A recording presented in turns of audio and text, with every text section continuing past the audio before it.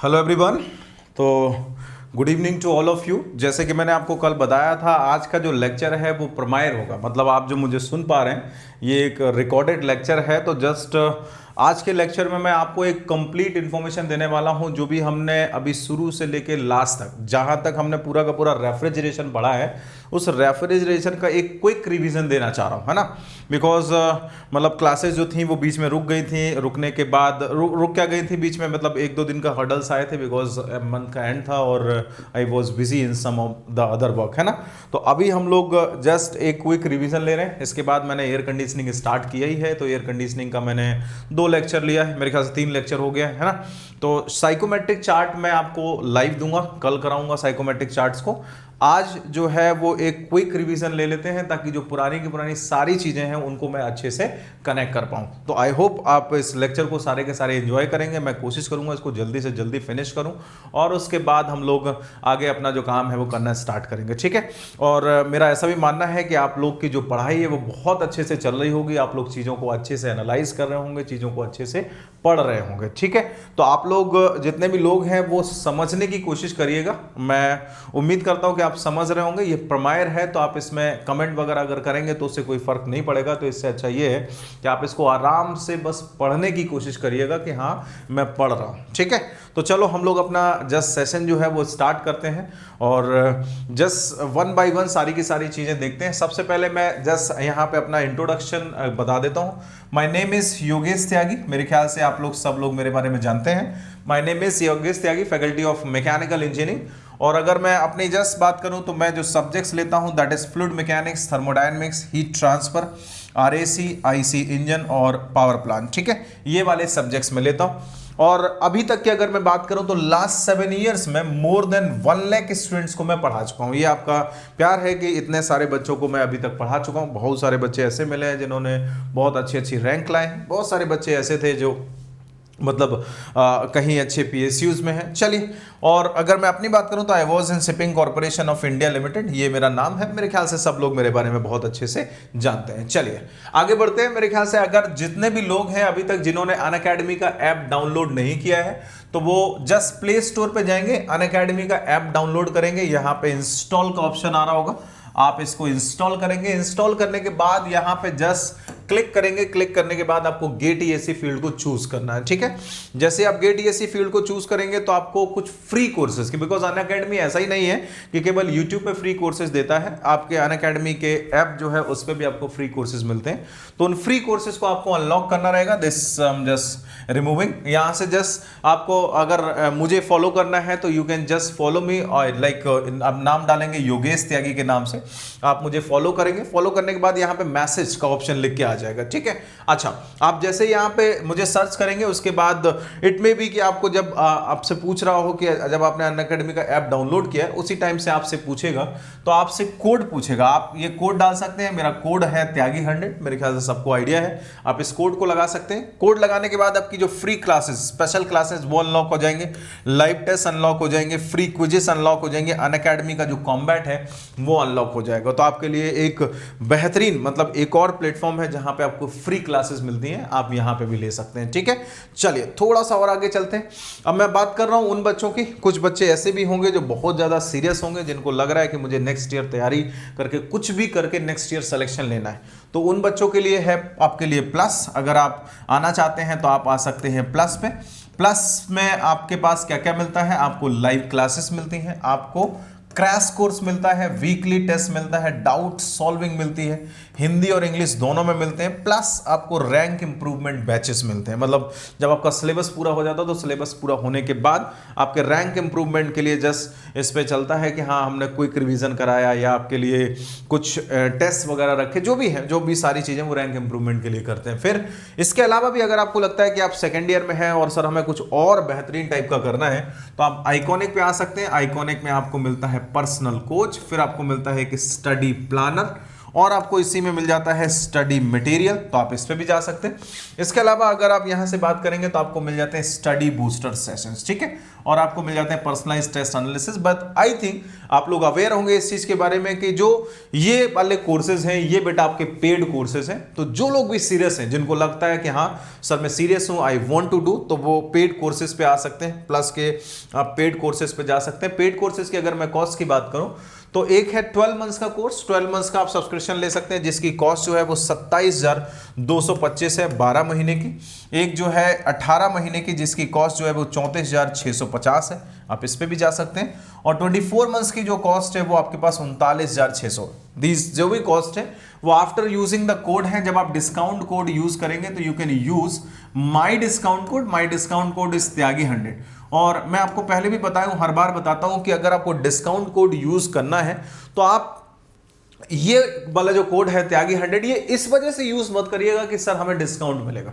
Discount के लिए आप कोई सा भी कोड यूज करोगे आपको डिस्काउंट मिल जाएगा। व्हाट आई वांट टू से, कभी कभी आपको लगता है कि हाँ सर कोई हमें डिस्काउंट मिल रहा है, ऐसे मिल रहा है, वैसे मिल रहा है, जो भी है, लेकिन आपको यहाँ पे ये डिस्काउंट कोड यूज करने का मतलब आपको एक श्योरिटी है कि I will be with you for 1 year या 1 ईयर 2 ईयर की प्रिपरेशन है, मैं आपके साथ रहूंगा हमेशा, ठीक है। तो आप इसलिए इस कोड को यूज करिएगा बिकॉज आप मेरे साथ तैयारी करना चाहते हैं।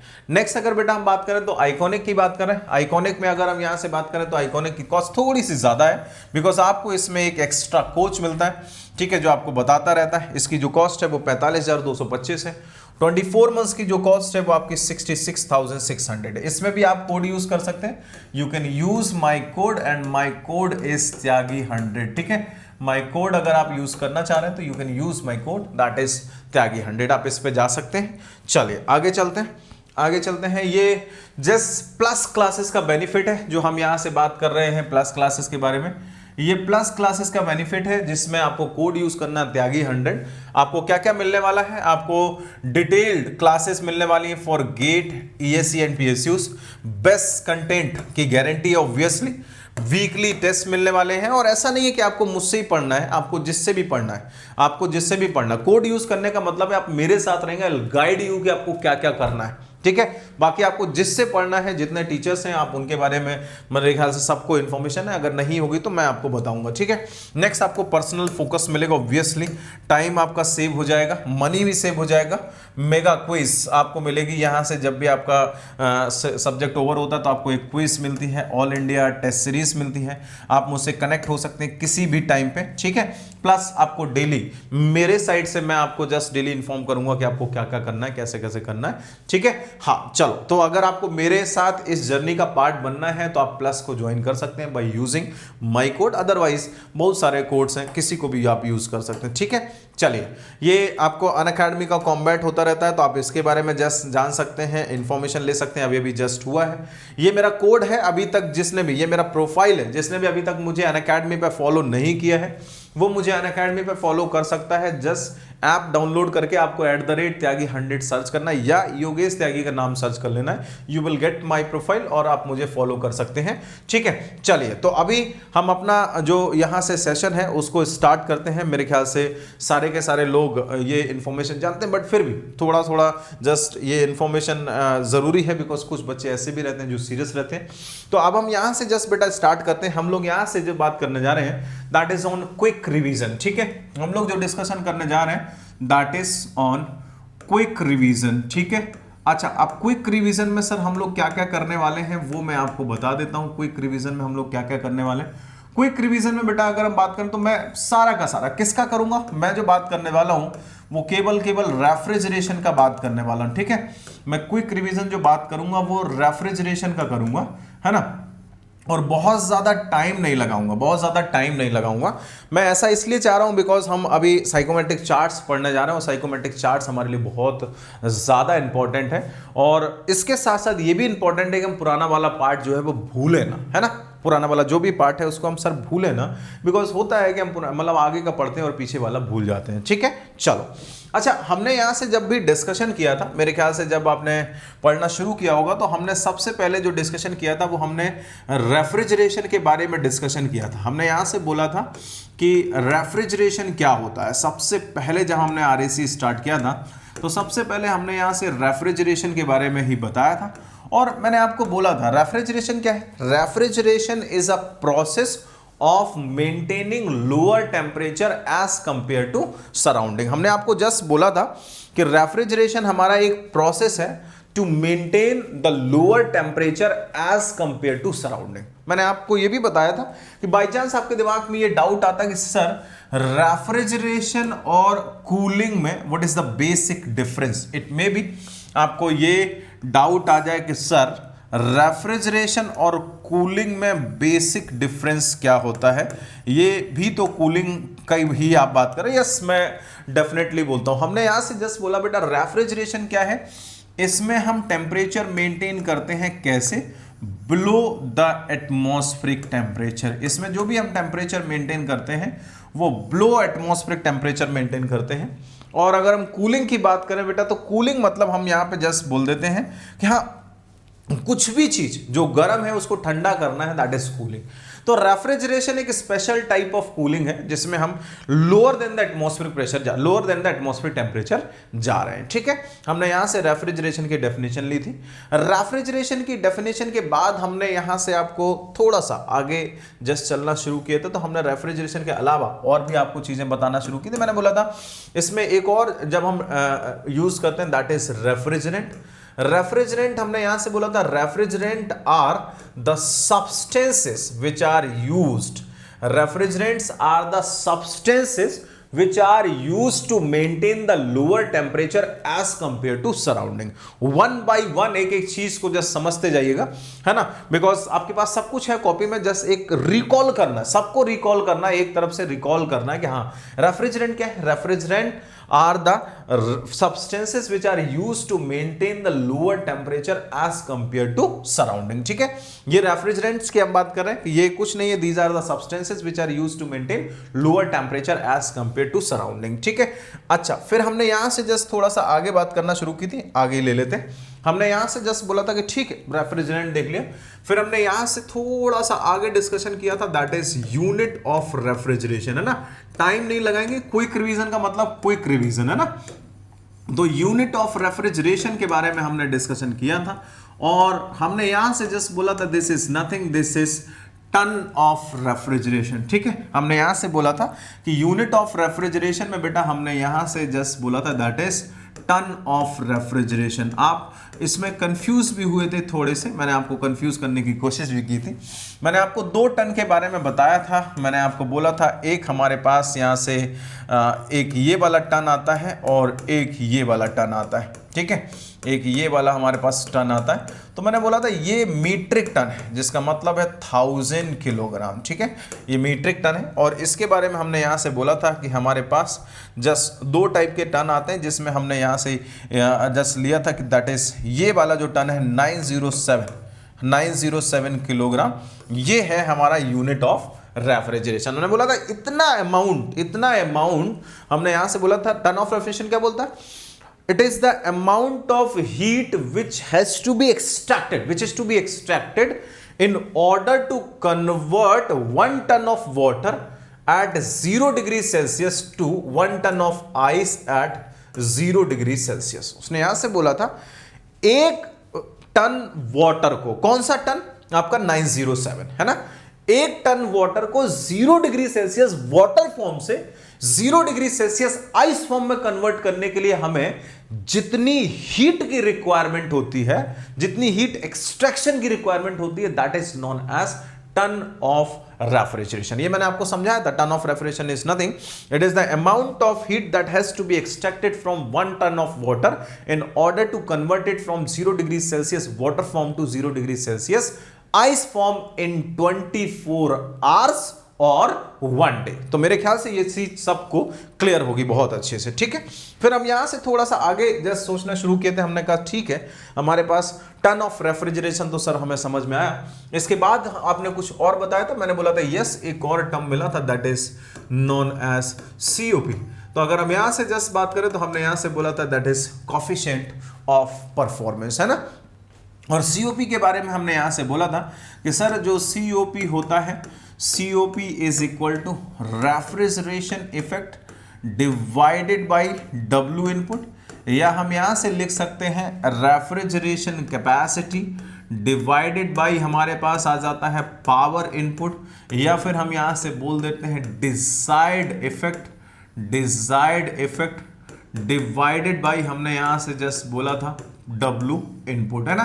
जैसे भी हो एक और चीज मैंने यहीं से बोल दी थी कि इसको हम आउटपुट बाय इनपुट भी लिख सकते हैं, आउटपुट बाय इनपुट भी लिख सकते हैं। मैंने आपको ये भी समझाया था कि COP है, इसको हम इफिशियंसी क्यों नहीं लिख सकते। हमने यहां से बोला था कि इफिशियंसी के केस में हम ये देखते हैं कि कितना इफिशिएंटली, जहां पे इफिशियंसी की बात करते हैं वहां पे हम बोलते हैं कि हमारा जो भी इंजन था, इफिशियंसी के केस में क्या था, इंजन था। इंजन हमने यहां से जस्ट बोला था कि वो वर्क कर रहा था किस पे, लो ग्रेड एनर्जी पे, और लो ग्रेड एनर्जी जो थी हमारी, यहां से जो भी लो ग्रेड एनर्जी थी उसका कितना पार्ट हमारा वर्क में कन्वर्ट हो रहा था, कितना पार्ट हमारा वर्क में कन्वर्ट हो रहा था, हम इस पे डिस्कशन कर रहे थे, जो भी लो ग्रेड एनर्जी थी। तो यहां पे हम देख रहे थे how efficiently this heat is going to converted into work, कितना इफिशिएंटली ये जो हीट है वो आपकी वर्क में कन्वर्ट हो रही है, ये हमने इसमें चेक किया था, किसमें, इफिशिएंसी में। लेकिन यहां पे हम क्या करते हैं, यहां पे हम ऑलरेडी जब हम इसकी बात करते हैं तो ऑलरेडी हम बेटा क्या कर रहे हैं, हम एक सिस्टम को वर्क प्रोवाइड करा रहे हैं, हम इस सिस्टम को क्या कर रहे हैं बेटा, एक वर्क प्रोवाइड करा रहे हैं, ठीक है। अच्छा, जब सिस्टम को हम यहां से वर्क प्रोवाइड करा रहे हैं तो हम ये जस्ट बोलते हैं कि इस वर्क के अकॉर्डिंगली इसका परफॉर्मेंस कैसा है, और जब परफॉर्मेंस चेक करते हैं तो हमें यहां से मिल जाता है कोफिशिएंट ऑफ परफॉर्मेंस। तो ये चीज मैंने आपको समझाई थी। फिर मैंने यहां से जस्ट बोला था कि फिर हमने वेरियस टाइप के रेफ्रिजरेशन सिस्टम्स को यूज किया था। आपने बोला सर कैसे रेफ्रिजरेशन सिस्टम, मैंने आपको बोला था सबसे पहले हमारे पास आया था आइडियल रेफ्रिजरेशन सिस्टम। लेकिन आइडियल रेफ्रिजरेशन सिस्टम में था क्या, रिवर्स कार्नोट साइकिल था, और रिवर्स कार्नोट साइकिल में हमने जस्ट 2 रिवर्सिबल एडियाबैटिक लिए थे और 2 आइसोथर्मल लिए थे। तो isothermal process is the slowest process और एडियाबैटिक प्रोसेस जो है वो आपका फास्टेस्ट प्रोसेस है, और इसी वजह से हमने जस्ट बोला था कि ये दोनों के दोनों कॉम्बिनेशन जो है वो एक साथ पॉसिबल नहीं है। तो हमने आगे जस्ट सोचना शुरू किया था, तो हमने इसी के केस में जस्ट सोचा था, हम जो यहां पे बात करना शुरू किए थे that is on ideal refrigeration cycle. हमने यहां से जस्ट बोला था आइडियल रेफ्रिजरेशन साइकिल, ठीक है, आइडियल रेफ्रिजरेशन साइकिल। और आइडियल रेफ्रिजरेशन साइकिल में हमने यहां से बोला था कि सर इसमें एक्चुअल में जो हमारे पास कंडीशन आ गई थी वो ये आ गई थी कि हमने यहां से जो लिया था, ये टीएस डायग्राम में ले रहा हूं, इस टीएस डायग्राम में हमारे पास ये कहानी आ गई थी, और इस कहानी में हमने जस्ट देखा था कि एक आइसोथर्मल, 2 आइसोथर्मल, 2 एडियाबैटिक, और दोनों ही कंडीशन एक साथ पॉसिबल नहीं थी। इस वजह से हमने थोड़ा सा सोचा कि कुछ ऐसा बनाया जाए जिसमें ये पॉसिबिलिटी हो, बट आइसोथर्मल मेंटेन करना ये भी एक हमारे लिए इशू हुआ। तो हमने यहां पे क्या सोचा, हमने बोला कि एक काम करो, यहां पे जो ये आइसोथर्मल है इसमें हम फेस चेंज लगा देते हैं, और जब हम फेस चेंज लगाएंगे तो आपने बोला फेस चेंज सर कैसे लगाओगे, फेस चेंज में क्या होता है, टेम्परेचर आपका कांस्टेंट रहता है। तो हमने यहां से जस्ट बोला कि सर हम यहां पे फेस चेंज लगा देते हैं, ये आपका क्रिटिकल पॉइंट है। इसमें भी आपका फेस चेंज है लिक्विड प्लस वेपर, इसमें भी आपका फेस चेंज है लिक्विड प्लस वेपर। हमने यहां से जैसे स्टार्ट किया, this is 1, this is 2, this is 3, और ये जो साइकिल बना था जाके दैट इज VCRS साइकिल, है ना। ये हमारे पास जो साइकिल बना था वो हमारे पास था VCRS साइकिल। तो हमने आपको टाइप्स ऑफ रेफ्रिजरेशन साइकिल, एक हमने आइडियल रेफ्रिजरेशन साइकिल बताया था, एक हमने वेपर रेफ्रिजरेशन साइकिल बताया था, है ना, एक हमने एक्सपेंशन रेफ्रिजरेशन साइकिल बताया था आपको, है ना, एक हमने जस्ट गैस रेफ्रिजरेशन साइकिल बताया था जिसमें हमने सबसे पहले CO2 के बारे में बताया था जो ट्रांसपोर्ट के लिए यूज़ करते हैं। तो हमने कई टाइप के आपको बताए थे, आप अगर कॉपी देखेंगे तो आपको सारी चीज़ें समझ में आएंगी, ठीक है। फिर हमने यहाँ से जस्ट 1 by 1 इसको स्टार्ट करना शुरू किया था, और सबसे पहला जो साइकिल बेटा हमने स्टार्ट किया था that was VCRS cycle, vapour refrigeration cycle, है ना। 1 by 1 समझते जाइएगा। हम लोग यहां से जो बात करने जा रहे थे that is on VCRS cycle, है ना। अच्छा, VCRS साइकिल की अगर हम लोग यहां से जस्ट बात करें कि क्या है VCRS साइकिल, तो हमने यहां से बोला था कि सर इसमें एक्चुअल में क्या है, एक तो हमारे पास होता है कंडेंसर, एक हमारे पास होता है कंप्रेशर, एक हमारे पास होता है कंप्रेशर, और एक हमारे पास होता है यहां से इवेपोरेटर, एक हमारे पास होता है इवेपोरेटर, और एक हमारे पास यहां से हम लगा देते हैं थ्रॉटलिंग डिवाइस। अगर आपको याद हो तो ये हम यहां से लगा देते हैं थ्रॉटलिंग डिवाइस। अच्छा, कैसे हमें याद रखना है? हमने यहां से बोला कि सर हम यहीं से काम करना शुरू करेंगे, और जब हम काम करना शुरू करेंगे तो हम कैसे कैसे बात करेंगे। हमने यहां से बोला कि सर हमारे पास ये रहा पॉइंट नंबर 1, ये रहा हमारे पास पॉइंट नंबर 2, ठीक है। तो अगर हमसे यहां से W ऑफ द कंप्रेशर देखना है तो W ऑफ द कंप्रेशर कितना होगा भाई? हमने बोला कि कंप्रेशर को क्या किया जा रहा होगा, कंप्रेशर को काम दिया जा रहा होगा, तो काम जितना दिया जा रहा होगा उतनी तो इसकी एंथैल्पी बढ़ रही होगी। सिस्टम की एनर्जी को रिप्रेजेंट करती है एंथैल्पी। अगर सिस्टम की एनर्जी को रिप्रेजेंट करती है तो हमने यहां से बोला था कि ये सिंपल कितना हो जाएगा, H2 माइनस का H1। सिमिलरली अगर हम यहां से यहां तक करेंगे तो ये क्या कर रहा है, ये हीट को रिजेक्ट कर रहा है, और ये हीट को कितना रिजेक्ट कर रहा होगा, जितनी इसकी एंथैल्पी यहां से घट जा रही होगी। तो Q कंडेंसर या Q rejection is equal to कितना आ जाएगा, H2, और माइनस का कितना आ जाएगा, H3, सॉरी माइनस कितना आ जाएगा, H3 आ जाएगा। सिमिलरली यहां पे ये थ्रॉटलिंग करवा रहे थे, तो थ्रॉटलिंग में तो हमने बोला कि एंथैल्पी रहती है सर कांस्टेंट, और एंथैल्पी कांस्टेंट रहती है तो हमने यहां से बोल दिया S3 इज इक्वल टू हमारे पास कितना आ जाएगा, H4 आ जाएगा। अब हम अगर यहां से जस्ट बात करें तो ये हमारे पास एब्जॉर्प्शन है, किसमें, हमारे पास इवेपोरेटर में एब्जॉर्प्शन है। तो QA इज इक्वल टू हमारे पास कितना है, H1, और माइनस का बेटा हमारे पास कितना है, H4 है, ठीक है। अगर हम यहां से जस्ट बात करें, यहां से रिजेक्शन चल रहा है तो रिजेक्शन हमारे पास कितना है, ये सॉरी हाँ यहां से एब्जॉर्प्शन हो रहा है तो H1, मतलब जितना जितना एक्स्ट्रा पहुंच रहा है, जितना यहां से एंथैल्पी बढ़ रही है H1 माइनस का H4 सर इतना यहां से एब्जॉर्प्शन किया होगा। फिर इसी के बेसिस पे हमने इसके डायग्राम्स बनाए थे, इसी के बेसिस पे हमने इसके डायग्राम्स बनाए थे। तो आई होप कि वो डायग्राम्स आपको याद होंगे, नहीं याद है तो कोई बात नहीं, मैं आपको बताता हूं। एक बेटा हमने यहां से जस्ट लिया था पीवी डायग्राम, एक हमने यहां से जस्ट लिया था पीवी डायग्राम, ये हमारे पास था पीवी डायग्राम। हमने यहां से सैचुरेटेड लिक्विड कर्व लिया, हमने यहां से सैचुरेटेड वेपर कर्व लिया, ठीक है। सैचुरेटेड लिक्विड कर्व और सैचुरेटेड वेपर कर्व में हमने यहां से करना शुरू किया। तो हमने सबसे पहले क्या किया, एडियाबैटिकली कंप्रेस करना शुरू किया। जब एडियाबैटिकली कंप्रेस करना शुरू किया तो हमने यहां से जस्ट बोला, ये था हमारे पास यहां से 1 से 2 प्रोसेस था, ये ऐसे आया, ठीक है। देखो थोड़ा सा वॉल्यूम कम होगा, इसके बाद हमारा कांस्टेंट प्रेशर पे हीट रिजेक्शन शुरू हुआ, सॉरी कांस्टेंट प्रेशर पे हमारा हीट जो रिजेक्शन है वो शुरू हुआ। इसके बाद हमने यहां से थ्रॉटलिंग कर ली, थ्रॉटलिंग में हमारे पास क्या आया, यहां से जस्ट इरिवर्सिबल एडियाबैटिक है तो पीवी लिया। इसके बाद ये कहानी हमारे पास ऐसी आ गई, ये कहानी जो है हमारे पास वो ऐसी आ गई। ये तो हमारे पास था पीवी डायग्राम, इसी का हमने जस्ट बनाया था टीएस डायग्राम। अगर आपको याद है तो हमने यहां से बनाया था बेटा टीएस डायग्राम, और टीएस डायग्राम हमारे पास क्या है, this is your TS diagram.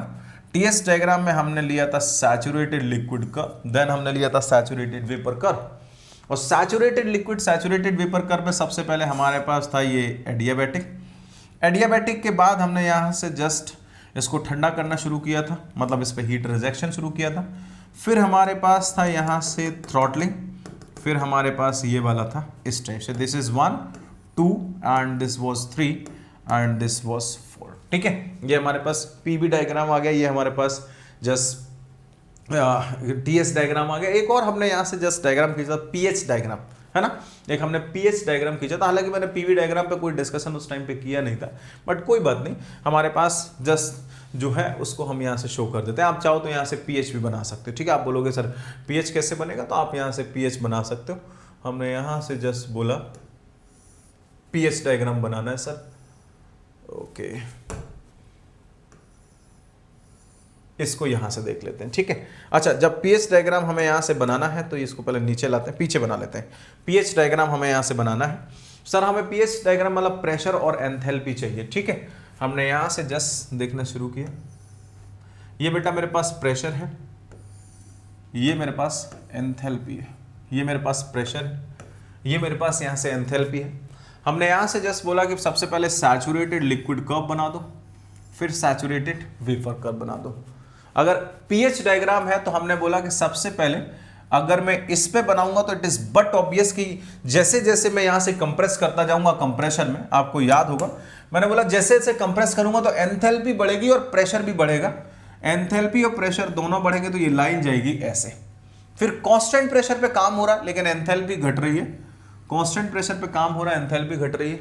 फिर आइसेंथैल्पिक वर्क हो रहा है तो ये वाला जो वर्क है वो ऐसे आ गया, ठीक है। फिर यहां से हमने जस्ट बोला हीट एडिशन हो रहा तो एंथैल्पी बढ़ रही होगी लेकिन कांस्टेंट प्रेशर पे। सो this is 1, this is 2, this is 3 and this is 4, ठीक है।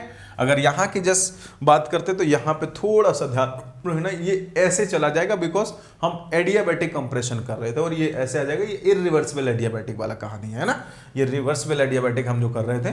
तो दोनों चीजें जस्ट समझ के चलिएगा, कोई गलती मत करिएगा। अच्छा, इसी में हमने एक और डायग्राम बनाया था, अगर आप जानते हैं तो हमने एक और डायग्राम बनाया था, दैट इज एचएस डायग्राम। अगर आपको याद हो तो हमने एक एंथैल्पी एंट्रोपी डायग्राम बनाया था, है ना। ये पीएच डायग्राम थोड़ा सा ऐसे आता है, थोड़ा सा ऐसे आता है, अगर आपने देखा हो, है ना। मैं चाहूँ तो इधर ऐसे बना देता हूँ, है ना। पीएच डायग्राम थोड़ा सा ऐसे आता है, पता चला बाद में आप कंफ्यूज हैं कि सर कैसा बना दिया, ऐसे ही कुछ बनता है ना। तो हमने यहाँ से बोला कि प्रेशर बढ़ेगा, एंथैल्पी बढ़ेगा, ऐसे, ये ऐसे, ये ऐसे, ठीक है, ऐसे इस टाइप से बन जाएगा। नेक्स्ट हमने यहीं पे एचएस डायग्राम बनाने की कोशिश की, तो हमने यहाँ से एचएस डायग्राम बनाया। एचएस डायग्राम ये saturated liquid curve, saturated vapour curve. अब यहाँ से हमने पहला जस्ट बनाने की कोशिश की कि देखो कैसे कैसे बनेगा। तो सर ऐसे देखो, सिंपल है हमारे पास ये चीज, तो बिल्कुल डैम सिंपल है कि सर सबसे पहले हम यहाँ पे कंप्रेस कर रहे हैं। कंप्रेस कर रहे हैं तो मतलब एंथैल्पी एंट्रोपी दोनों बढ़ रहे हैं। कंप्रेस कर रहे हैं मतलब एंथैल्पी एंट्रोपी दोनों बढ़ रहे हैं। तो ये लाइन तो सर हमारे पास आई ऐसे, ठीक है। इसके बाद हमने यहां से बोला कि जब हम हीट का रिजेक्शन करेंगे तो एंथैल्पी और एंट्रोपी जो है वो दोनों हमारे क्या होंगे, घट रहे होंगे। तो एंथैल्पी एंट्रोपी हमारे दोनों जो होंगे वो क्या होंगे, घट रहे होंगे। इसके बाद हमने यहां से बोला कि हमारा थ्रॉटलिंग हो रहा था तो मतलब एंथैल्पी क्या रहेगी, कांस्टेंट रहेगी, एंथैल्पी कांस्टेंट रहेगी।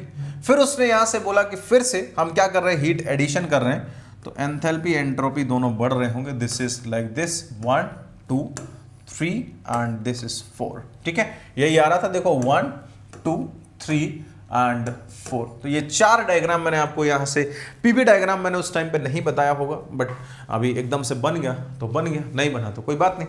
फिर हमने यहाँ से जस्ट इसी में डिस्कशन स्टार्ट किया था। मैंने कहा सब कुछ हमारे पास है और इसी का हमें सीओपी निकालना है, ठीक है। तो हमने जब इसका सीओपी निकालने की कोशिश की थी तो हमने यहाँ से बोला था कि sir COP is equal to, कहीं से भी पूछ देगा 2 मिनट में निकाल के देंगे, refrigeration effect divided by W input, है ना। हमें अच्छे से पता है डब्ल्यू इनपुट किस में दे रहे होंगे, कंप्रेसर में। रेफ्रिजरेशन इफेक्ट कहां पे आ रहा होगा, इवेपोरेटर में। यही तो आ रहा होगा ना जो इवेपोरेटर उठा रहा है, कभी भी, चाहे इस डायग्राम से पूछ दे चाहे जिससे भी पूछ दे, 2 मिनट लगेगा, हम यहां से कर लेंगे, ठीक है। तो हमने यहां से बोला रेफ्रिजरेशन इफेक्ट सर H1 और माइनस का कितना आएगा, H4 divided by W input हमारे पास कितना आएगा, H2 माइनस का H1। हाँ, कभी कभी ऐसा हो सकता है कि H3 is equal to H4 है, एंथैल्पी सेम है, तो आप ये बोल सकते हैं सर कि H1 माइनस का H3 भी तो आएगा। यस, मैं भी इसमें बिल्कुल राजी हूं, ये भी आपके पास आएगा H2 माइनस का H1, दिस इज COP, है ना। ये आपके पास COP है, तो आप इस पे जा सकते हैं जैसा भी आपको लगता है, आपको परेशान होने की जरूरत नहीं है, ठीक है। This was the COP। अच्छा, फिर हमने यहां से जब VCRS साइकिल के बारे में और आगे डीप डिस्कशन में स्टार्ट किया था तो हमने, ये तो हमारा था आइडियल VCRS साइकिल, ये हमारे पास जो भी था वो था ideal VCRS cycle. Ideal VCRS cycle के बाद हम थोड़ा सा चीज़ों को और अच्छे से एनालाइज करना शुरू किया, तो हमने बोला कि भाई एक्चुअल VCRS साइकिल भी पता होना चाहिए। आपने बोला बिल्कुल होना चाहिए। तो हमने यहाँ से बोला कि हम जो बात करने जा रहे हैं that is on actual VCRS cycle, ठीक है, एक्चुअल VCRS साइकिल, है ना। आप समझिएगा कि हम किसके बारे में बात कर रहे हैं, एक्चुअल VCRS साइकिल। अच्छा, एक चीज़ मतलब बिल्कुल कंफ्यूज मत होइएगा, पहला तो ये कि ये लेक्चर जो है वो रिकॉर्डेड है, आप रिकॉर्डेड देख रहे हैं बिकॉज मैं मतलब अवेलेबल नहीं हूँ, तो मैंने जस्ट सोचा कि आपका कॉन्टिन्यूटी ब्रेक नहीं होना चाहिए, है ना, बिकॉज ऑलरेडी हम लोग कई बार कॉन्टिन्यूटी ब्रेक कर चुके हैं, तो आई जस्ट वांट कि इसको फिनिश कर देते हैं ना। दूसरा पार्ट ये है कि ये एक क्विक रिवीजन है, quick revision in the sense कि जो बच्चे पहले से आरएसी देख चुके हैं वो लोग इसको रिवाइज कर लें, जिनको लगता है कि नहीं पहले से देखना है तो वो मेरे पुराने वाले जो लेक्चर्स हैं उनको अच्छे से देखें जाके, है ना, पुराने वाले जो भी लेक्चर्स हैं उनको देखोगे जाके तो आपको चीज़ें अच्छे से मिल जाएंगी। ठीक है, पानी जरूर पी लेता हूँ।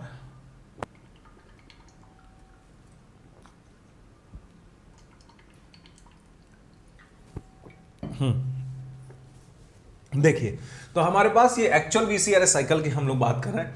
अब अगर एक्चुअल वीसीआरएस साइकिल में बेटा हम लोग यहां से जस्ट देखना शुरू कर, तो हमने क्या किया था, हमने प्रॉपर्टीज पे वेरिएशन करना शुरू किया था। अब आप बोलोगे सर प्रॉपर्टीज पे वेरिएशन, यस, आपको याद होगा कि मैंने इवेपोरेटर प्रेशर को डाउन किया था, कंडेंसर प्रेशर को अप किया था, सुपरहीट किया था, सबकूल किया था, तो ये सारी चीजें की थी। मैं एक बार जल्दी से आपको बता देता हूं, है ना। हमने यहां से फर्स्ट लिया था by decreasing evaporator pressure, by decreasing evaporator pressure, ठीक है।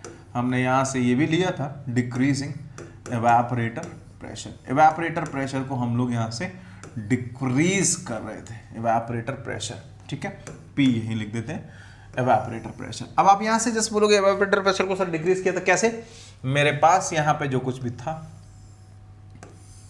ये हमारे पास यहां से सैचुरेटेड लिक्विड कर्व था, ये हमारे पास सैचुरेटेड वेपर कर्व था, ठीक है।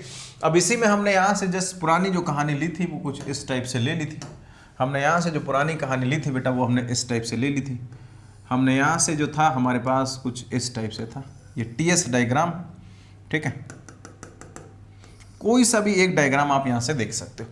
अब आपने यहाँ से बोला कि मैं एवेपोरेटर प्रेशर को डिक्रीज करना चाहता हूँ। अब आप एवेपोरेटर प्रेशर को अगर डिक्रीज करोगे तो आप ऑब्वियसली करोगे, कैसे करोगे, ये लाइन जो है वो ऐसे आ जाएगी, यहाँ से ये लाइन जो है वो ऐसे आ जाएगी, ये लाइन आपके पास ऐसे आ जाएगी, ये लाइन आपके पास ऐसे आ जाएगी, ठीक है, कुछ इस टाइप से आ जाएगी। अच्छा, जब आप यहां से कंपेयर करना शुरू करोगे तो आपको बहुत अच्छे से दिख जाएगा कि ये हमारे पास था point number 1, this was point number 2, this was point number 3, this was point number 4। तो अगर हम यहां से जस्ट देखें, this is point number 4 dash, this is 1 dash, this is 2 dash, ठीक है। अब यहां से कंपेयर करेंगे, सर कंपेयर कैसे कर लेंगे, यस ऑब्वियसली बहुत आराम से आप कंपेयर कर सकते हो। देख सकते हो कि आपका जो रेफ्रिजरेशन इफेक्ट है उस पर क्या फर्क पड़ रहा है, रेफ्रिजरेशन इफेक्ट जो है वो घट रहा है, ठीक है। इसके अलावा आप यहां से जस्ट बोलोगे कंप्रेशर वाला जो वर्क है तो डब्ल्यू ऑफ द कंप्रेशर जो है वो क्या है, बढ़ रहा है। डब्ल्यू ऑफ द कंप्रेशर अगर बढ़ रहा है तो ऑब्वियसली आप यहां से जस्ट बोलोगे कि सर सीओपी पे क्या फर्क पड़ेगा, सीओपी इज इक्वल टू होता है refrigeration effect divided by W input. तो हमने बोला कि ये हमारे पास ये घट रहा है, ये हमारे पास बढ़ रहा है, ओवरऑल सीओपी पे क्या फर्क पड़ रहा होगा, घट रही होगी, ठीक है। सिमिलरली हमने वॉल्यूमेट्रिक इफिशिएंसी के बारे में बात की। वॉल्यूमेट्रिक इफिशिएंसी क्या होती है, हमने यहां से बोला 1 प्लस सी माइनस सी और इनटू में P2 divide by P1 raise to the power कितना आ जाता है 1/n। मुझे अच्छे से क्लियर है यार कि देखो जैसे जैसे प्रेशर का डिफरेंस बढ़ता जाएगा वैसे वैसे वॉल्यूमेट्रिक इफिशिएंसी घटती जाएगी, तो वॉल्यूमेट्रिक इफिशिएंसी घट जाएगी। यार मैंने आपको ये चीज़ भी बताई थी, वॉल्यूमेट्रिक इफिशिएंसी के फॉर्मूले बताए थे, 1 plus C minus C into P2 divide by P1 raise to the power हमारे पास आया था 1/n, एक ये आया था। इसके अलावा मैंने यहां से जस्ट थोड़ा सा जस्ट आगे भी देखा था, that is actual volume divided by swept volume दिखाया था, actual volume divided by swept volume दिखाया था, है ना, actual volume divide by swept volume दिखाया था।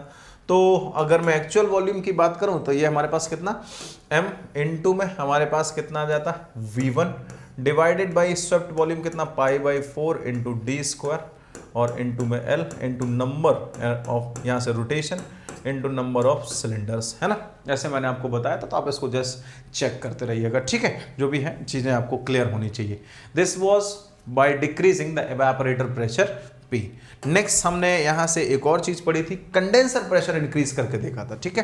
तो हम अगर यहाँ से जस्ट बात करें next point number 2, that is by increasing condenser pressure, ठीक है, बाय इंक्रीजिंग कंडेंसर प्रेशर। तो अगर हम यहां से कंडेंसर प्रेशर को इंक्रीज करें बाय इंक्रीजिंग कंडेंसर प्रेशर। ठीक है, अगर मैं यहां से जस्ट बोलूं कि मैं कंडेंसर प्रेशर को इंक्रीज करना चाह रहा हूं, तो कंडेंसर प्रेशर को सर हम इंक्रीज कैसे करेंगे? ऑब्वियसली हमें अच्छे से पता है कि हम कंडेंसर प्रेशर को, पहले डायग्राम देख लेते हैं, एक्चुअल डायग्राम देख रहे हैं।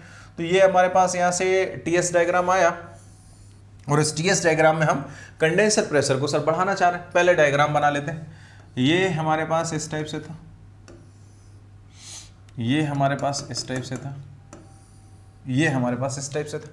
अच्छा, इसी में हमने जस्ट बोला कि सर मुझे कंडेंसर प्रेशर को बढ़ाना है। समझना, मैंने कंडेंसर प्रेशर को बढ़ा दिया, ये कहानी आ गई ऐसे,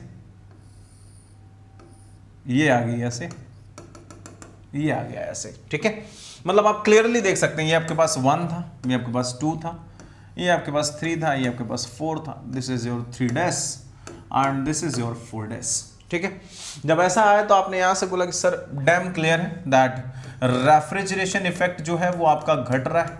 ठीक है, रेफ्रिजरेशन इफेक्ट जो है वो आपका घट रहा है। सिमिलरली अगर आप यहां से जस्ट बोलेंगे कि W ऑफ कंप्रेशर जो है वो बढ़ रहा है, तो ऑब्वियसली COP क्या होती है? Refrigeration effect divide by W input, COP आपकी घट रही होगी। प्रेशर डिफरेंस बढ़ रहा है तो वॉल्यूमेट्रिक इफिशिएंसी पे क्या फर्क पड़ रहा होगा? घट जा रही होगी। ये कहानी हमारे पास ऐसे आ जाएगी, है ना।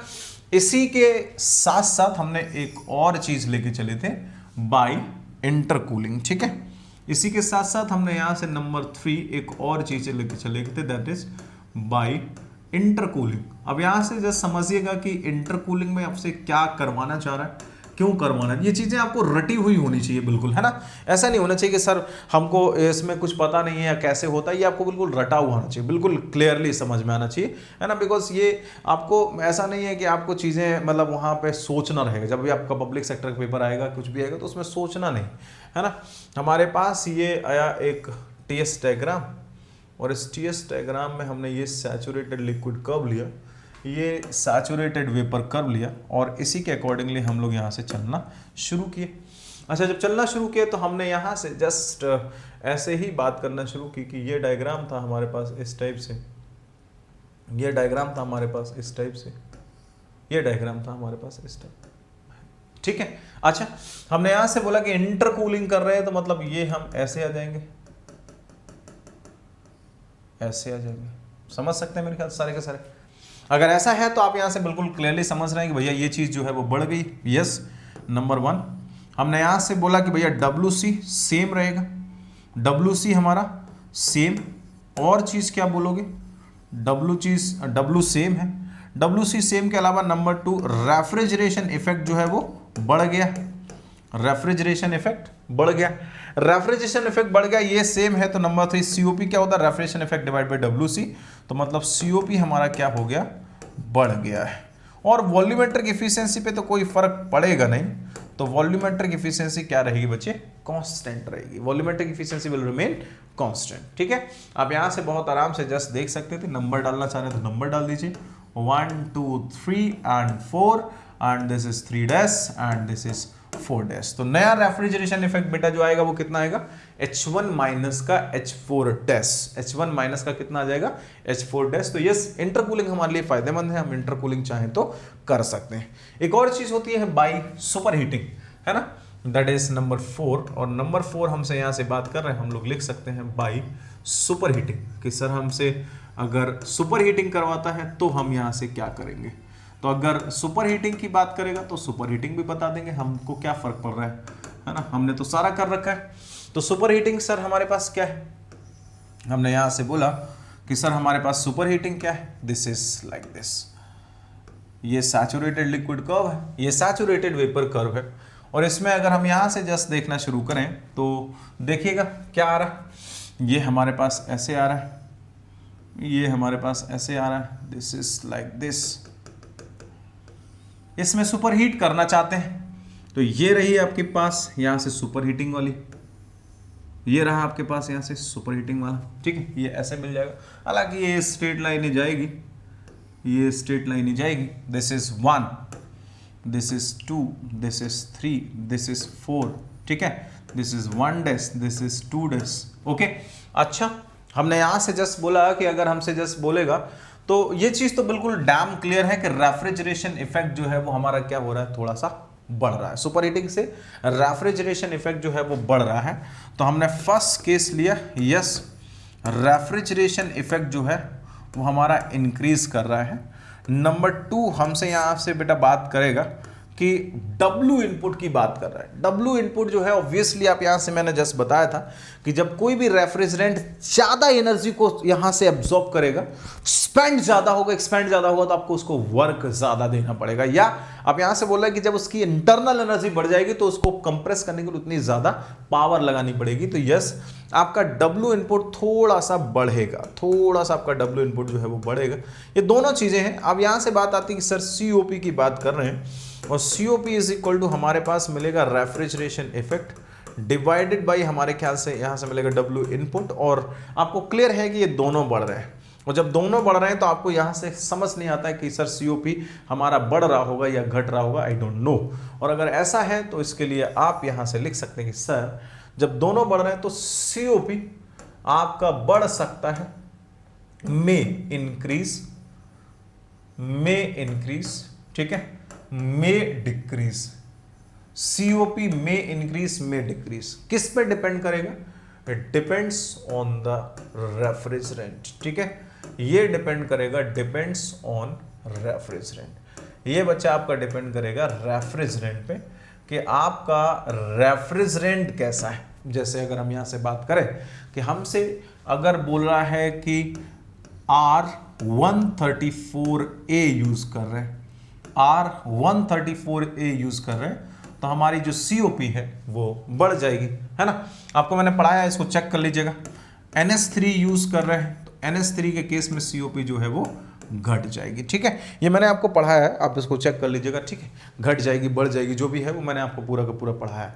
ये हमने यहाँ से जस्ट देखा था, R134A के केस में हमारी COP जो है वो बढ़ जाएगी, इसके केस में हमारी जो COP है वो घट जाएगी। ऐसी चीज़ें हमने जस्ट आपको वहाँ पे यूज़ करके दिखाई थी, ठीक है। चलो आगे बात कर लेते हैं। ये हमने यहाँ से 4 केसेस लिए थे। फिर हमने यहाँ से VCRS साइकिल में आगे और डिस्कशन किया था। आगे हमने इसी में जस्ट देखा था कि भैया जो VCRS साइकिल है ना, इस VCRS साइकिल में सर एक और चीज थी, हम एक हीट एक्सचेंजर का यूज कर रहे थे। अगर हमको याद है तो हमने VCRS साइकिल में एक हीट एक्सचेंजर का यूज करके दिखाया था और उसके फायदे और नुकसान और देख लिए थे, ठीक है। तो अगर मैं यहां से जस्ट बात करें, मैंने यहां से बताया था आपको use of heat exchanger in VCRS cycle, ठीक है, इन VCRS सिस्टम या वेपर कंप्रेशन रेफ्रिजरेशन सिस्टम। आप यहां से बोलोगे सर कैसे यूज कर रहे थे, मैंने बोला कि ऑब्वियसली हमारे पास एक ये आ रहा था कंडेंसर, यहां से हमारे पास एक आ रहा था थ्रॉटलिंग डिवाइस, यहां से हमारे पास एक आ रहा था इवेपोरेटर, एक हमारे पास आ रहा था इवेपोरेटर, ठीक है, इवेपोरेटर। ये हमारे पास आ रहा था कंडेंसर, ये हमारे पास आ रहा था कंडेंसर। यहाँ से अगर मैं जस्ट बात करूँ तो ये मेरे पास कुछ इस टाइप से मिल रहा था बच्चे। ये हमारे पास यहाँ से मिल रहा था कंप्रेशर, ये हमारे पास मिल रहा था कंप्रेशर, और यहाँ से हम ऐसे चल रहे थे। मैं थोड़ा सा इसमें चेंज करना चाह रहा हूँ। मैंने बोला हीट एक्सचेंजर यूज़ करना है। अगर मुझे हीट एक्सचेंजर यूज़ करना है तो मैं यहाँ से क्या बोल रहा हूँ कि ये हमारे पास ऐसे मिल रहा है, ये मेरे पास ऐसे मिल रहा है। इसमें थोड़ा सा यहाँ पे जस्ट बात कर लेते हैं कि मुझे हीट एक्सचेंजर का यूज़ करना है। हीट एक्सचेंजर का यूज़ करना है इन द सेंस कि मैं क्या चाह रहा था कि जब कंडेंसर से जो भी लिक्विड एग्जिट करता है उसका टेम्परेचर बहुत ज़्यादा होता है, और इससे जो एग्जिट करता है उसका टेम्परेचर बहुत कम होता है। वेपर होता है ना, वेपर होता है और ये लिक्विड होता है।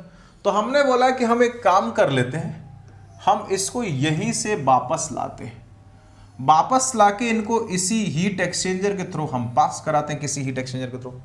जब ये यहां से जा रहा होगा तो इसका टेम्परेचर होगा ज्यादा, और ये जब यहां से आ रहा होगा तो इसका टेम्परेचर होगा कम। तो हमने बोला कि ये कुछ अमाउंट ऑफ हीट जो है, जो भी कुछ अमाउंट ऑफ हीट जो है वो इसको यहां से दे देगा। ये लिक्विड है, इस लिक्विड का टेम्परेचर बहुत ज्यादा होगा, तो जब ज्यादा होगा तो ये कुछ अमाउंट ऑफ हीट इसको दे देगा। अच्छा, जब ये इसको कुछ अमाउंट ऑफ हीट दे देगा तो हमें यहां से ये चीज क्लियर होगी कि थोड़ा सा ये ठंडा हो जाएगा, ठीक है, थोड़ा सा ये ठंडा हो जाएगा। जब ठंडा होगा तो फिर हम इसको क्या करेंगे, एक थ्रॉटलिंग डिवाइस में ले जाके इसको एक्सपैंड करा देंगे, और एक्सपैंड कराने के बाद हम इसका फिर से मिलन करा देंगे किससे, इवेपोरेटर से, ठीक है, हम इसका फिर से मिलन करा देंगे किससे, इवेपोरेटर से। और ये जो कहानी है वो कुछ इस टाइप से मेरे पास बन जाएगी, ठीक है। तो हमारे पास कहानी कैसे बनती है, हमने बोला कि हम ऐसे चल रहे थे सर, हम यहां से ऐसे चल रहे थे और इसी को हमें यहां से समझना है। This was point number 1, this was point number 2, this was point number 3, और ये हमारे पास जो आ रहा था दिस इज 4, ठीक है। तो हमने यहीं से ले लिया कि ये हमारे पास आ गया let suppose 3 dash, let suppose ये आ गया 3 डैश। तो मुझे क्लियर है कि ये वाला हीट लूज कर रहा है और ये वाला हीट गेन कर रहा है, तो ये हमने यहां से ले लिया 1 डैश। मतलब हमारे पास यहां से जस्ट आया, अगर मैं यहां से देखूं तो मुझे क्लियर है ये हीट को क्या कर रहा है, और ज्यादा गेन कर रहा है। मतलब T1 डैश जो है वो ग्रेटर है किससे बेटा, T1 से। सिमिलरली अगर हम यहां से एक्सपैंड करने की बात करें तो T3 डैश जो है, T3 डैश जो है वो लेस देन है किससे बेटा, T3 से। ऑब्वियसली ये हमारे पास कहानी बनेगी, है ना। हमने यहां से जस्ट बोला कि सर इसमें हमें 2 चीजें मिलेंगी। एक हमने यहां से बोला कि obviously heat loss is equal to हमारे पास क्या कहानी होगी, यहां लिख देता हूं, यहां पे थोड़ा सा डायग्राम बना लूंगा ना। हमने यहां से बोला कि sir heat loss is equal to होगा हीट गेन, है ना। Heat loss is equal to कितना होगा सर, हीट गेन होगा। और अगर मैं यहां से जस्ट देखूं तो मुझे ये चीज बिल्कुल क्लियर है, हीट लॉस हमारे पास यहां से आ जाएगा, ये जस्ट जो भी आ रहा दैट इज हम यहां से लिख सकते हैं सिंपली बेटा हीट लॉस करोगा तो Cp, और इनटू में हमारे पास आ जाएगा कितना लॉस कर रहा है यहां से बेटा T3, और माइनस का कितना आ रहा है T3 dash, okay, T3 minus का T3 डैश, ये हमारे पास यहां से जस्ट हाँ ठीक है, okay, it is equal to हमने यहां से बोला ये लिक्विड है तो ये Cp ऑफ द लिक्विड आ गया, ये Cp ऑफ द वेपर आ गया, इट इज इक्वल टू अगर हम यहां से लिखेंगे तो ये T1 हमारे पास डैश आ गया, माइनस का कितना आ गया T1 हो गया, ठीक है। आप इसको S3 माइनस का S3 dash is equal to S1 dash minus का H1 भी लिख सकते थे, बट आपको भी नीड नहीं है ना, ये वेपर है। हाँ, ये आपके पास जो यहां से बनता है, ध्यान रखिएगा, आपके पास ये वाला जो पार्ट है this is known as degree, ये आपका ठंडा हो रहा है, this is known as degree of subcooling, ठीक है, this is known as degree of subcooling. और ये वाला जो पार्ट है this is known as degree of superheat, ठीक है। ये हमारे पास क्या है सर, डिग्री ऑफ सुपरहीट, है ना, ये मैंने आपको बताया था। अब आपसे पूछ सकता है कि डिग्री ऑफ सबकूलिंग और डिग्री ऑफ सुपरहीट सेम होते हैं, नहीं, आप बोलोगे दोनों इक्वल नहीं है, because Cp of the liquid and Cp of the vapour sir दोनों सेम नहीं है। Degree of subcool and degree of superheat दोनों सेम नहीं, बिकॉज डिग्री आपका Cp ऑफ द लिक्विड और Cp ऑफ द वेपर दोनों अलग अलग हैं। अब अगर हम यहां से जस्ट बेटा इसके बारे में बात करना शुरू करें तो हमने बोला कि सर इस पे एक TS डायग्राम बना के दिखा दीजिए। अगर मैं यहां से TS डायग्राम बना के दिखाऊंगा तो आप एकदम से क्लियरली समझ पाओगे। सबसे पहला पुराना वाला डायग्राम बना लेते हैं, पुराना वाला डायग्राम बना लेते हैं। ये हमारे पास पुराना वाला डायग्राम हो गया, ठीक है। अब इसी डायग्राम में हमने बोला कि हमें सुपरहीट करना है, हमने बोला कि हमें क्या करना है, सुपरहीट करना है। चलो सुपरहीट करना है तो साहब इसको सुपरहीट, बिकॉज ये क्या हो रहा होगा, वेपर जा रहा तो और ज्यादा सुपरहीट हो रहा होगा, तो ये 1 से लेके कहां तक बेटा 1 डैश तक सुपरहीट हो जाएगा, 1 डैश तक सुपरहीट हो जाएगा, ठीक है। सिमिलरली हमारा ये यहां से था 3 था, ये हमारे पास 1 था, ये 2 था, दिस इज 3, दिस इज 4, 3 से लेके हमारा 3 डैश तक ये ठंडा हो जाएगा, ये 3 डैश तक हमारा ठंडा हो जाएगा। ये कहानी हमारी ऐसे बन जाएगी, ऐसे बन जाएगी। मतलब आप यहां से क्लियरली ये चीज समझिए कि नो डाउट आपका रेफ्रिजरेशन इफेक्ट बढ़ जाएगा, नो डाउट आपका रेफ्रिजरेशन इफेक्ट बढ़ जाएगा, W इनपुट पे उतना फर्क नहीं पड़ेगा, है ना। तो हमने यहां से बोला कि सर रेफ्रिजरेशन इफेक्ट तो एकदम से बढ़ जाएगा ऑब्वियसली, तो COP जो है वो भी क्या होगी, बढ़ जाएगी, ठीक है। वॉल्यूमेट्रिक एफिशिएंसी पे वैसे भी कोई फर्क नहीं पड़ना। हाँ, अब यहां से जस्ट होता है कि सर रेफ्रिजरेशन इफेक्ट होगा कितना। बहुत सारे लोग कंफ्यूज होकर चलते हैं और वो यहां से लेके यहां तक नहीं, ये है तो उतने जितना इतने गेन किया उतने इसने लॉस किया।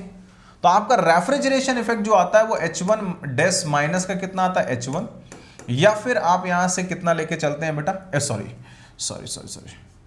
रेफ्रिजरेशन इफेक्ट जो आपके पास आता है दिस इज इस टाइप से, हमने यहां से बोला H1 डैश माइनस का H4, या फिर हम यहां से लिख दें दैट इज H1 और माइनस का H4 डैश,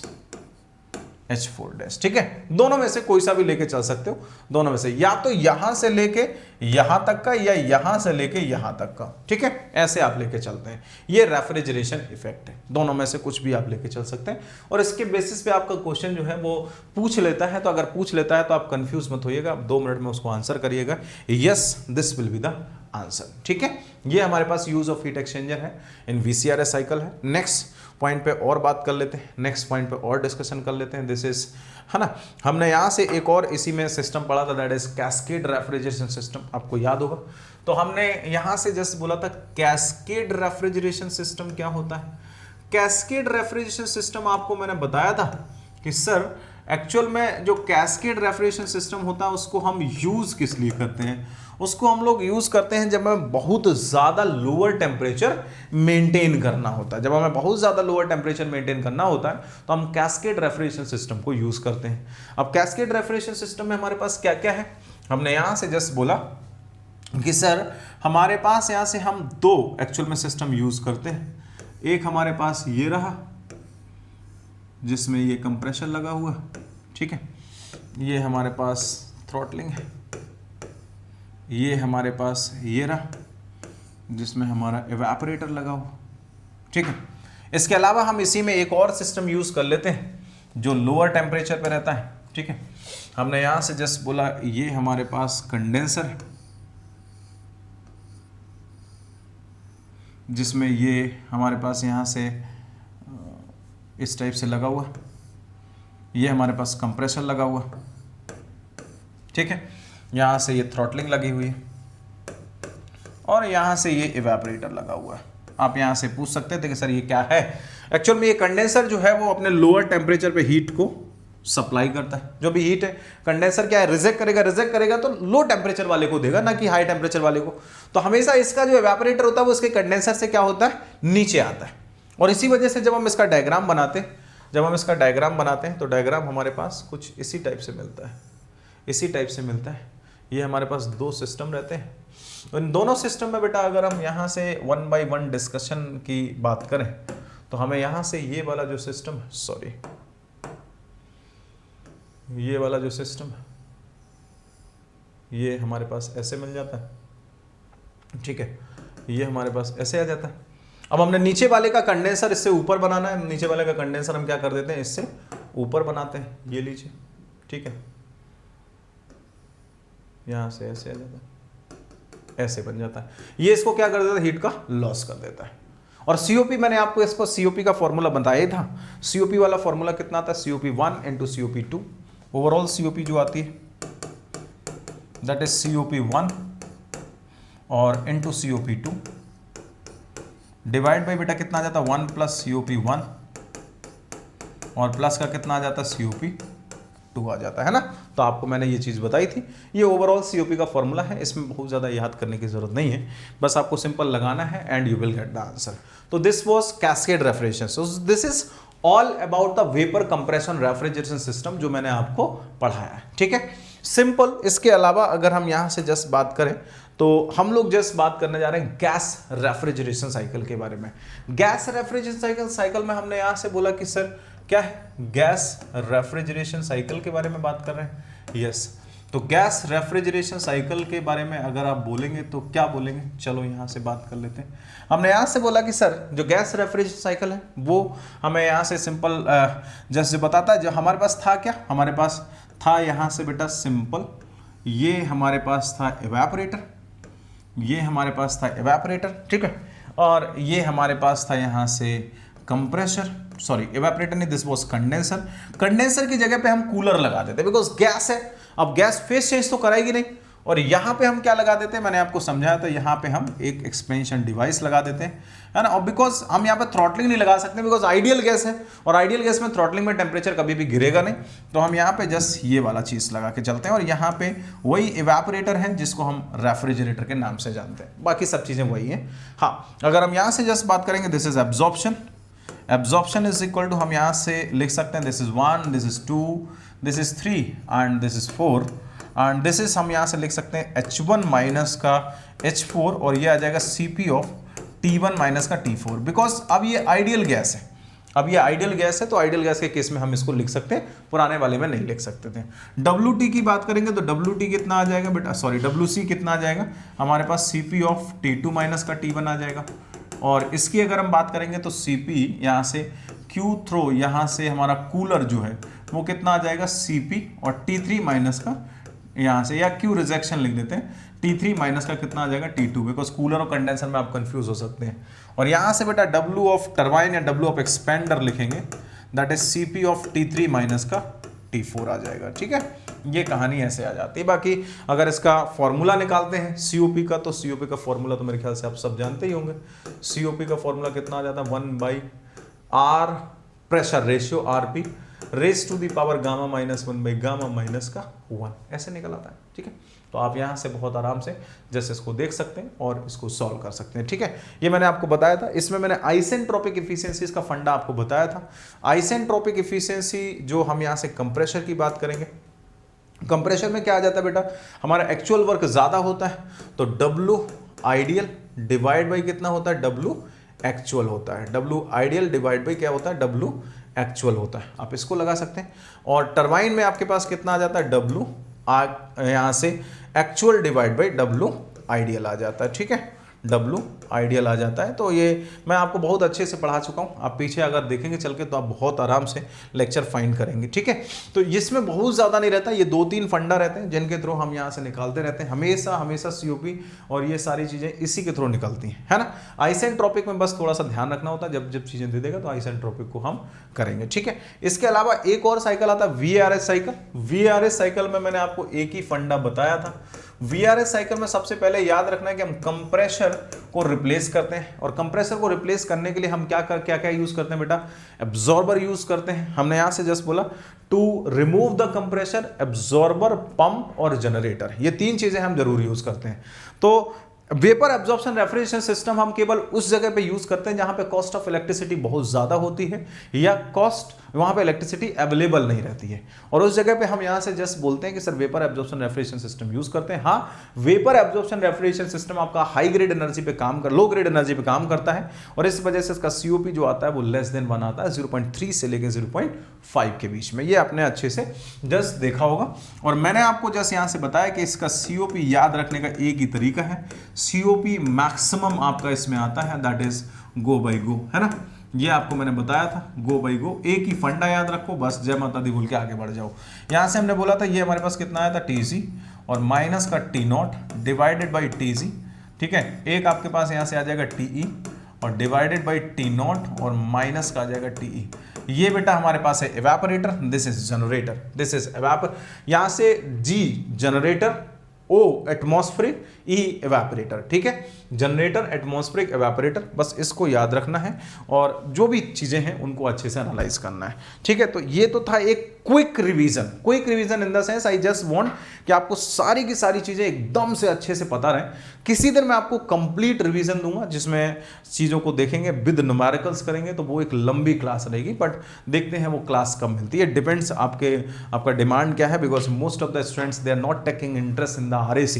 अगर आप RAC में इंटरेस्ट लोगे तो ऑब्वियसली अभी बहुत कुछ है RAC में जो पढ़ाना है, बट उसके लिए ऑब्वियसली भीड़ चाहिए होती है ना, भीड़ चाहिए होती है। अगर आप लोग ज़्यादा लोग रहोगे, ज़्यादा लोग वॉच करोगे तो मुझे भी अच्छा लगेगा और मैं भी उसी के अकॉर्डिंगली पढ़ाऊंगा, बट कोई बात नहीं, जैसे है वैसे चलने देते हैं, है ना। जो भी है, जो बच्चे पढ़ रहे हैं उनके लिए ये रिवीजन था, और रिवीजन के बाद बेटा कल हम फिर से अपने पुराने ट्रैक पे वापस आएंगे जिसमें हम साइकोमेट्रिक चार्ट्स करेंगे। ठीक है, तो चलो मैं थैंक यू वाला स्लाइड आप लोगों के लिए लगा देता हूँ, थैंक यू वाला स्लाइड आप लोगों और आज आप के जो कमेंट वगैरह हैं उनको मैं नहीं पढ़ पाया, तो उसके लिए सॉरी, बिकॉज आपको पता है ये जो लेक्चर है वो रिकॉर्डेड फॉर्म में है, ठीक है। तो आप मुझे जिसको भी जो लोग सीरियस हैं नेक्स्ट ईयर के लिए, तो मैं हमेशा उनको समझाता हूँ आप प्लस पे आइए, अगर आप सीरियस हैं तो आप प्लस पे आइए, है ना। बिकॉज जनरली आप मतलब यूट्यूब पे उतना अच्छे से नहीं हो पाता है, तो आप इस पे आ सकते हैं बाय यूजिंग माय कोड त्यागी100। अगर आप इस कोड को यूज़ करेंगे तो you will be with me. मैं आपकी तैयारी कराऊंगा, कैसे कराऊंगा ये मेरे ऊपर छोड़ दीजिए, ठीक है। लेकिन ये श्योर है कि जैसा जैसा बोलूंगा आपका सिलेक्शन डैम श्योर होगा, ठीक है। जैसा जैसा बोलूंगा बस वैसा ही करना रहेगा। चलो ठीक है, तो okay, thank you to all of you, love you all. सब लोग एंजॉय करिए, पढ़ते रहिए, और कोई भी चीज़ का डाउट हो तो मुझे पूछिए। Okay, thank you.